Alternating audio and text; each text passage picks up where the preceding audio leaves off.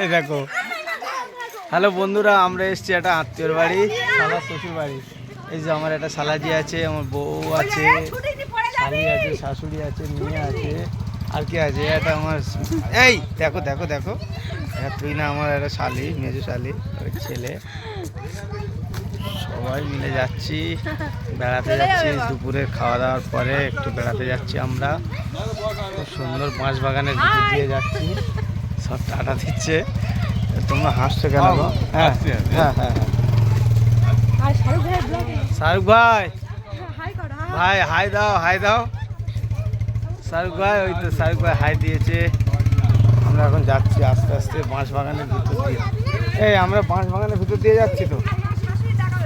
শাশুড়ি আছে তো পিছনে, সবাই মিলে আসছে।